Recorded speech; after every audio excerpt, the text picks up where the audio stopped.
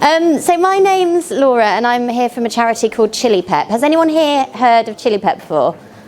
People put up their hands if they have. No? Okay, fantastic. That's quite positive because I can tell you about it. So Chilypep is Children and Young People's Empowerment Project, and we're a charity that works across Barnsley and Sheffield specifically, really, and we're all about young people's voice and influence. So a lot of our work is working with young people with lived experiences of various different issues to support them to campaign for change on those said issues. Over the past 10 years, I'd say, we've been doing a lot of work with young people around the issue of mental health. So you'll all know that mental health is a increasingly sort of growing issue for young people and people generally across the UK. And the young people have been doing a lot of work sort of campaigning for change on various things that affect them around mental health. A lot of that in Barnsley has been working with the CCG as well as with local services such as CAMS and adult mental health services on trying to make those services a bit more friendly for young people, a bit more accessible, and just to suit their needs better, really. And they've also been doing different work and campaigns around suicide and suicide prevention as well. So I've been asked to talk a bit about, I suppose, how to get the most from that sort of 10-minute appointment that you might have with someone in relation to thinking about suicide, potentially asking about suicide, and what you can do within that setting to make, I suppose, young people, others feel a bit more comfortable in relation to that. I've just realised I don't have a clicker. Do I just wink? Or is it on here? Oh, brilliant. Okay, so in relation to some of these, I've obviously just sat through the other speaker, and I know you've had a lot of people talking to you or with you today in relation to suicide and mental health. So some of this you might have already heard or covered, so some of it that I think you might have done, I'll kind of breeze through a bit more. Okay, so suicide in general, when we think about suicide, we think of suicide across a continuum. So a bit like mental health. Mental health sits across a continuum where we, at one end, can have really positive well-being, really positive emotions that we're feeling at a given point, right through to that fluctuating and feeling like we have quite poor well-being at a given point. And we're all affected along that scale. We can all sit anywhere along that scale at a given point in our lives.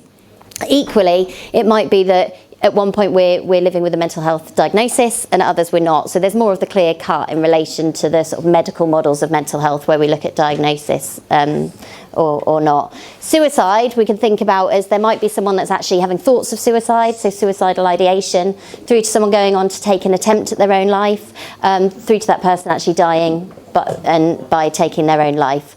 So anyone can again present at any point of that continuum, and I suppose this kind of comes back to some of your risk assessing that the previous speaker was talking about. At points we're trying to think, okay, is this person at immediate risk? Is there anything that we can do to try and look at suicide prevention, and how quickly do we need to act in relation to that? What we would say is that suicide is never chosen. So I think a lot of the stigma around suicide in the past has come from people thinking, well, they chose to take their own life, or people have been, accused of being selfish for taking their own life, or they had so much to live for. Suicide is never chosen in that sense. So no one wakes up and thinks, I will take my own life today, without there being an extreme amount of pain. So if you can imagine that someone can experience that emotional pain that you may do, such as with a physical illness, it's for us to try and work out how we can safeguard and protect against that, to try and help people to hopefully not take their lives, and reduce suicide in that way. So some of the facts and figures, and again, I know you've seen some different facts and figures, I'm sure, throughout the day, but here are just a few that I kind of thought leapt out at me. So in 2017, there were 5,821 suicides registered in the UK, so that was a death every 2 hours. Do people think that's significant? Is that a lot? Is that more than you might expect? So just to put that into perspective, that same year there were 1,793 road deaths, so those that were killed on the road.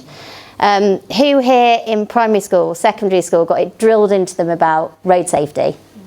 You've seen posters around road safety. We have all this awareness all the time about these issues, but around suicide, we just don't talk enough. And certainly, I know in the curriculum now, actually, they're looking at talking more about mental health and actually approaching suicide in some ways within sort of secondary education. But generally speaking, we've had a history of being quite silent around these issues. So it's quite important to engage in dialogue. And you've obviously had a very intensive day, I imagine, today, but a really good starting point in terms of starting to think about how you bring this to life within your settings. So males, we heard from the previous speaker as well, account for the majority of suicides that we see. And people always sort of debate why that is. Partly, I know the last speaker was saying about sort of emotions. It might be that females are more readily able to talk about those emotions. We often see that more females are ready, able to access GP appointments early on if it's physical health, regardless of whether it's mental health as well. A huge reason for this percentage as well, and there being more deaths amongst males, is thought to be the means of suicide. So the fact that more males historically have taken their own lives by hanging, by strangulation, by some quite extreme finite methods, whereas historically speaking, females have been more likely to overdose, potentially get some support in place. That trend is now shifting, so we are now seeing more females die by hangings, which means that we are seeing a shift in relation to this, and more of an increase now in deaths and the percentage shifting towards females as well. So there's a bit of a discrepancy there. Young people, hugely at risk at the moment in terms of their mental health and in terms of suicide. So it is sort of the leading cause of death for young people. That also is sort of, you see a lot of suicides in older males as well. So there's certain at-risk populations that we might look out for. What I'd say really is that you then miss the person in front of you, and obviously everybody is at risk of suicide in one sense or another. 33% of young people who take their lives are intoxicated. So again, there's those links around drug and substance misuse, but also around impulsivity with young people. And I think that's one thing that sometimes sets sort of the risk-taking behaviour from young people, aside from with adults. We see a lot more sort of impulsivity in relation to mental health and suicide. So it might be that you've got a young person with you that it's hard to gauge whether actually they're an immediate risk or not because of the impulsiveness at several points as well. I don't know if any of you probably, well, you're all massively trained in everything to do with health and probably brain development, but if anyone's heard of Andrew Curran does some really good talks on the adolescent brain and on the changing dopamine levels and how that affects us at various points of our adolescence. And I'd say try and Google that if you can. So it's not available on YouTube anymore, but if you Google Andrew Curran adolescent brain, there should be a talk that comes up on Vimeo that's about a 19-minute talk that looks at sort of the dopamine changes in the brain and how that can relate to the impulsive behaviour of adolescents as well. So recent stats show that 27% of people who died by suicide between 2005 and 2015 had been in contact with mental health services in the year before they died, but 60% of people who are suicidal don't receive treatment. So there are opportunities to have conversations around suicide, to engage, to potentially intervene. And it's always this stat on the bottom that really gets me, because I think we've seen multiple young people go through our kind of services, our programmes, that have been at high risk of suicide, that have potentially taken suicide attempts, that are still not receiving the right treatment due to a lot of the barriers in relation to services and service provision, I suppose. Yeah. So in terms of the GP setting,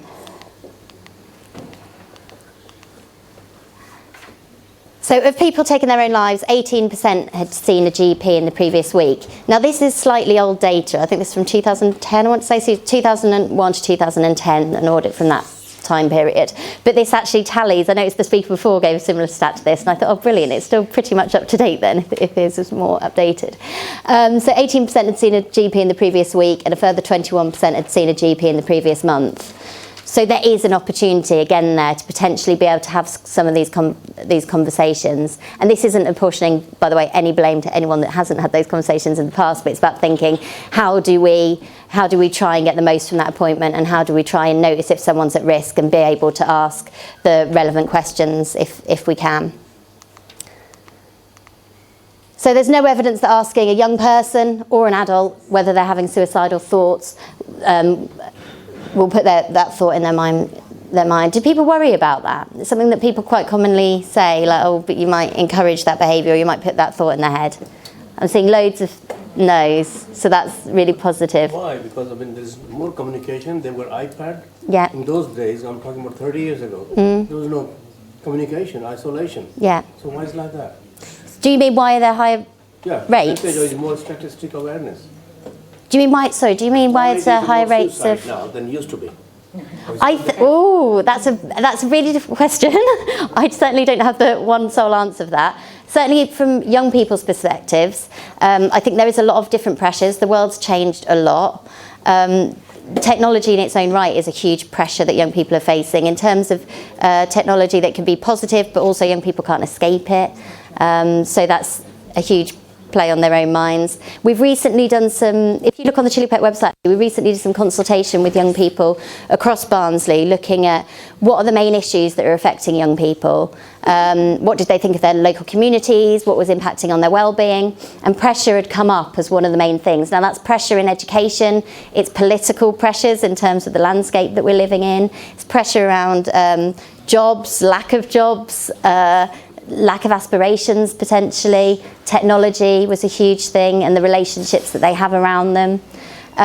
So young people from that piece of work actually had produced their own manifesto around mental health that's looking at what things do we think we can address locally to try and improve young people's mental health, their emotional well-being. So I'd say tap into that if you want a bit of research and a look into what young people are. Practice right. For a long time in Ministry of Justice. So I've got a reasonable background. Yeah. But still I'm baffled. Yeah. And I think it is probably something that baffles a lot of people because you can't necessarily put a concrete, this is the reason why we're seeing more suicides.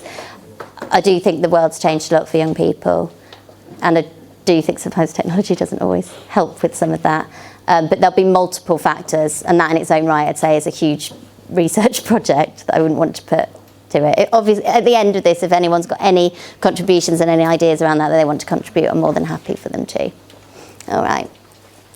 So what this shows is obviously we can have those conversations, we can ask the questions, and if we can ask the questions around if someone's feeling suicidal, if they're struggling with their mental health, what it does, as you say, is opens up that conversation, so it opens up a dialogue whereby we can try and support or put in place a support to try and look at suicide prevention in some way for them to be able to explore things further. So in terms of opportunities in your consultation, I know that GPs are obviously incredibly pressured. You've got a lot of back-to-back appointments, I'm sure, at points, very short appointment times. From patient points of view, it can be difficult to get an appointment, but I know a lot of that's changing now and people can kind of get squeezed in, but you often don't feel like you have much opportunity or time. Patients obviously engage better if they feel heard. So part of this is about having that active listening with the patient, trying to build a relationship and a rapport in quite a short period of time with that patient. And certainly from young people's points of view, what they've said about all healthcare settings is that places can feel quite intimidating, quite clinical. And so actually if we can build up a relationship, build up a rapport and make someone feel comfortable to be able to speak to us, then that goes a long way so that you can really have these conversations. If you don't ask the question, you won't find out. And the previous speaker, I think, had said this in relation to a coroner's report. So the importance of asking directly about suicide, I can't sort of press enough. Because if we beat around the bush and say, are you having silly thoughts, you're not going to do anything to yourself, we're not asking the direct question. We really do need to be able to ask clearly and ask those questions clearly. And towards the end of this, I will go through a few kind of tips, I suppose, in terms of how you can have that conversation, some of the things that you might say. And that's not saying they're the things you should say, but just some suggestions, potentially. Don't leave it to someone else that potentially might be working on their own to follow things up. So if you're concerned about someone that needs to be addressed within that room at that moment, as opposed to thinking, oh, I'll get someone to follow this up later, because later effectively might be too late. Make good records, so that's about embedding your own behaviour in your practice. The importance of that is obviously for yourself, for the patient, but also in relation to things like coroner's inquests and things that might end up having to come up if someone does take their own life, to make sure that everything is fully recorded, documented and acted on. And obviously other risks do exist. So when the last speaker was kind of going through some of the at-risk groups, if you like, or some of the things that we might look out for in terms of thinking if someone is potentially feeling suicidal. So things like loss, bereavement, social isolation, feeling hopeless, helpless, loss of jobs, loss of families, all of these things that we know will have a huge impact on someone's emotional well-being, a huge impact on their identity and in their lives that could lead them to being at risk of suicide. But we do also need to think about things, particularly in relation to young people, such as impulsiveness and things that can change quite quickly. So every day for a young person can be quite different. And it might be that you see someone on a Monday, they're absolutely fine at that moment within the appointment. But a week later or a couple of days later, something's happened that's completely floored them.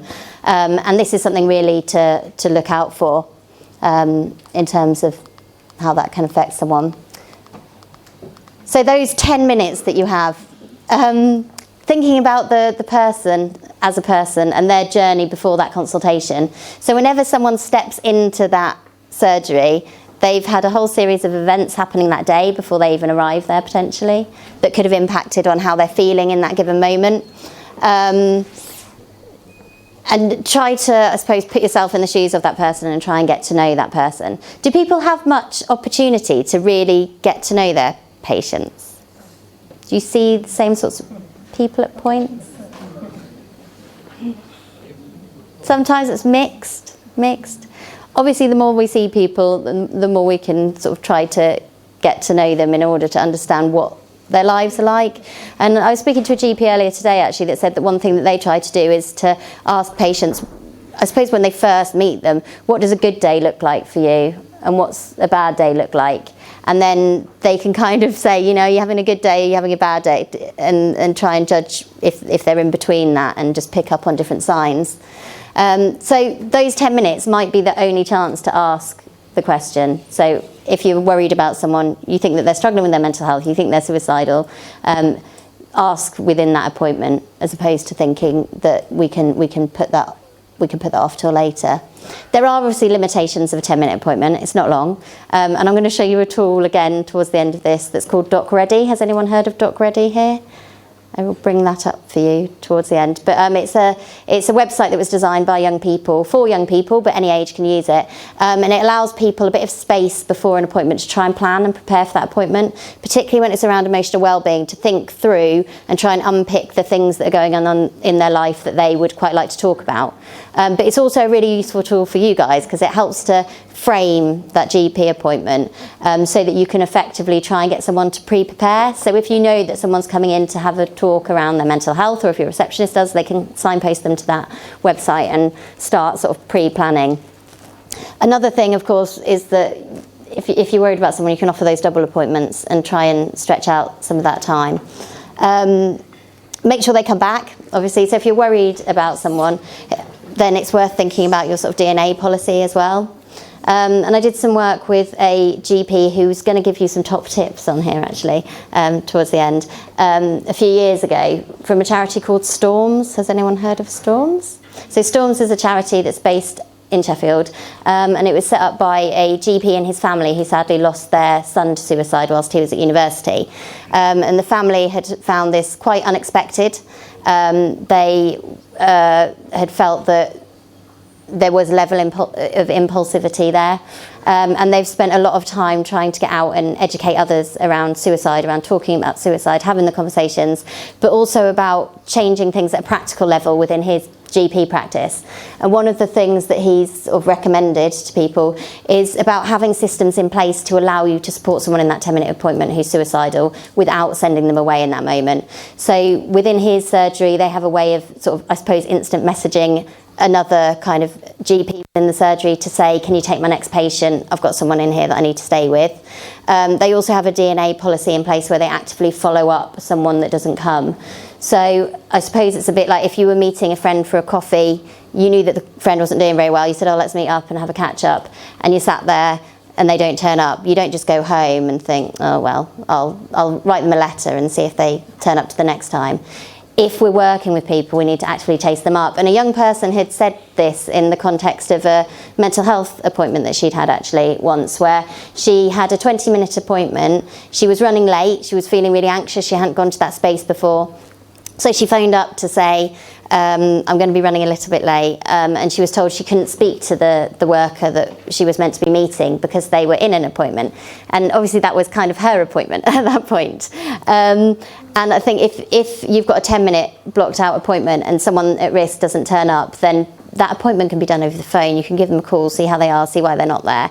And just think about the policies and the practice that you've got in place to try and actively follow people. Equally, if someone comes to one appointment and you say, let's catch up, let's check back in next Tuesday actually, and they're not there at that appointment, then just thinking of ways that we can actively chase up and follow up and just be a bit more proactive. This really, really heavily also applies to people that have been bereaved by suicide. And does anyone have any processes in place with their surgeries that if someone's lost someone in the local community, do you go out to them? Or again, this is something that we're looking at a local level through the Barnsley sort of prevention groups and the crisis care groups, is looking at how can we be a bit more proactive in relation to people that are bereaved by suicide. So they estimate for every suicide that takes place, 136 people will be impacted. Now that might be a parent, it might be a brother, a sister, it could be a neighbour, it might be a colleague, but it can also be someone that's the local shopkeeper or the bakery owner or the dinner lady that had served that person every day for the past 5 years and feels that they should know what happened. So within all of these, I think it's thinking about how can we be proactive with those communities. And if someone is bereaved by suicide, they're 100 to 300% more likely to take their own lives. So actively sort of searching out the patients in our communities that we might want to visit, that we might want to check up on, that we might want to have some of these conversations with as well, can be really useful in terms of suicide prevention. Okay, so in terms of what to say, do people feel confident having conversations with patients around suicide?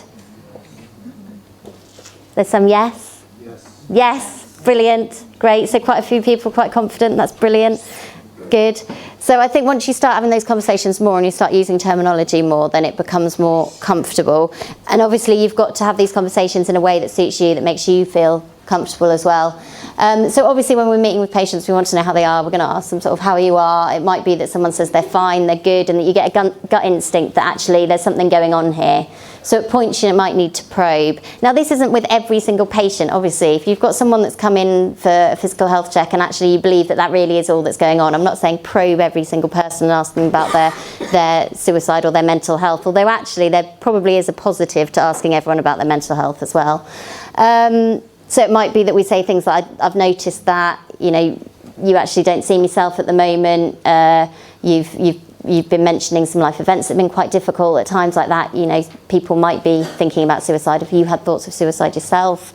Asking them how things are at different areas of their life, using some open questions to get them to open up that dialogue and really learn more about that person's journey, that person's life in that given moment. Ask the direct question, and that's so important, and we've kind of said that and reiterated that about asking about suicide. And it might be that you say, have you been thinking of taking your own life? But I think the more and more that we use the term suicide as well, it can reduce some of that stigma and raise some of the awareness of that word itself and take away some of the fear of that. What do you think the benefits are of asking directly about suicide?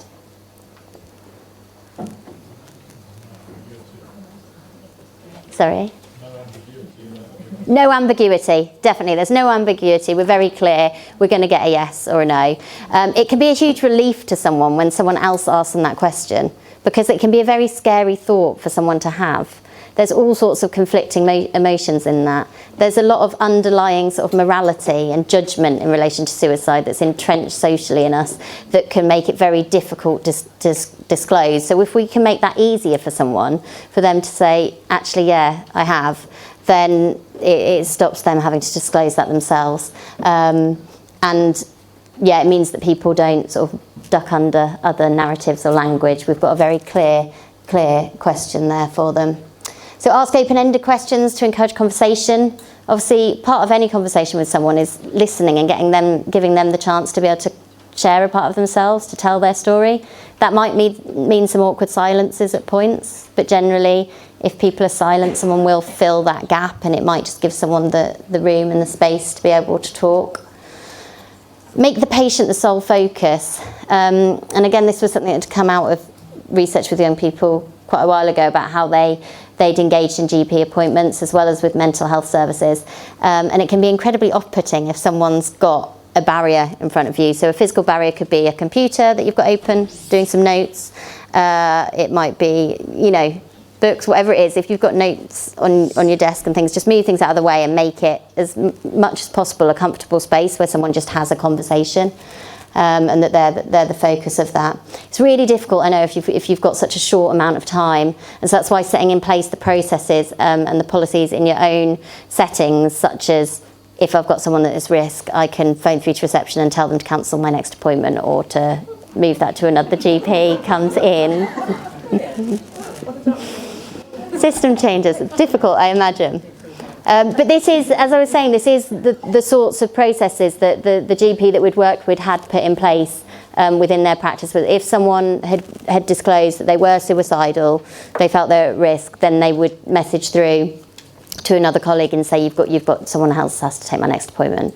Obviously, this is difficult if you're seeing recurrent presentations and you know the next person's at risk as well, but trying to make sure that we can be there at that point. Listen, so obviously listen as much as possible, take time with that, let them tell their story, normalise mental health. And I think most people are kind of on the same page with that one now. I think we're talking more and more about mental health and going back to sort of rates of mental health increasing. I think a lot of that is actually probably this, that we've got more people talking about these things. Try to offer hope and reassurance where possible. It's difficult, I know.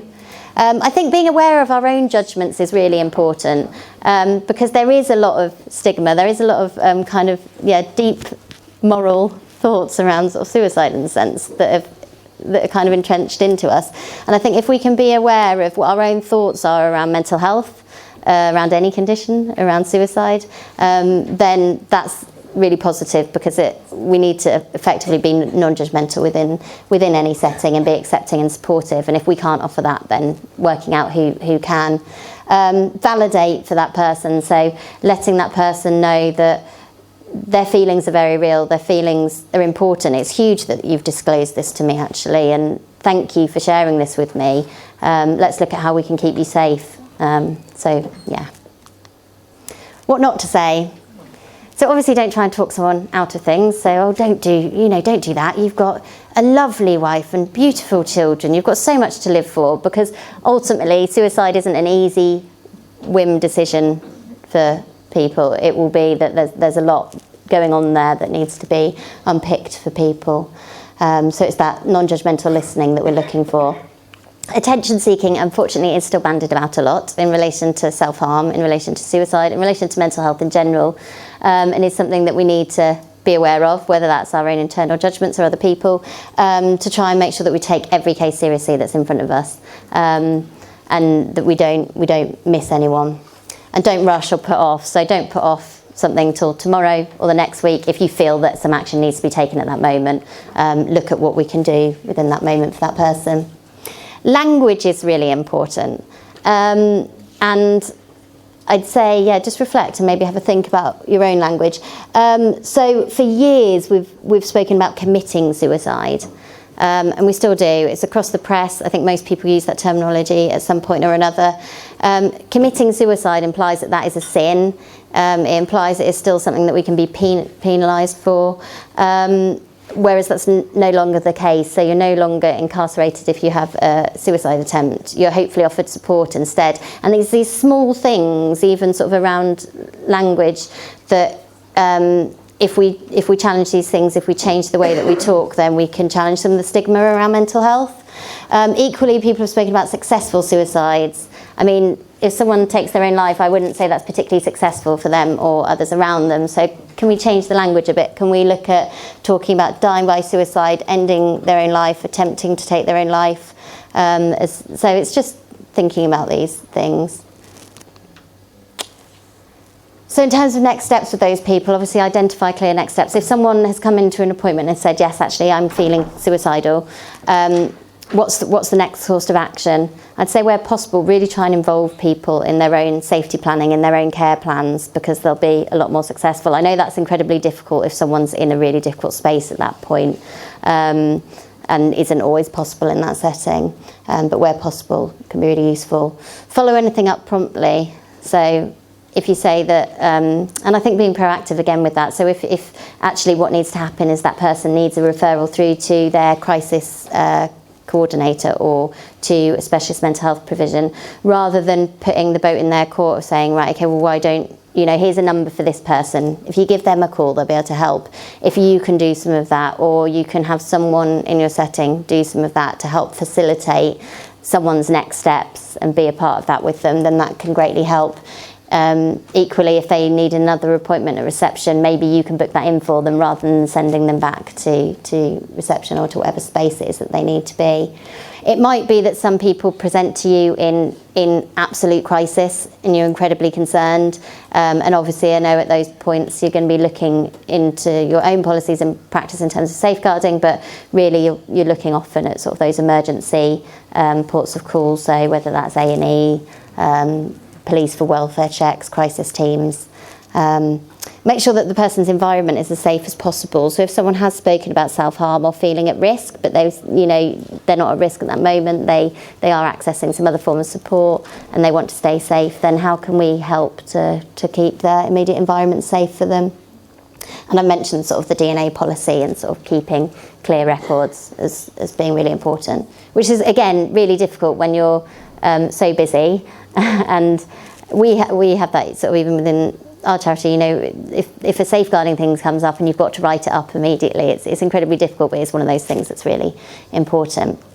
Okay, so I was going to play a short film now, just because it's got some young people's experiences around suicide and some of their top tips in relation to suicide prevention. And this was created by a group of young people in Sheffield. So we run a group called Oasis in Barnsley, which is for young people who want to influence change around mental health. And this is from their kind of Sheffield equivalent, if you like. So this fed into the Sheffield suicide prevention plan. But I would say the tips that Becky and Robin give in this would be equally as useful across this end as well.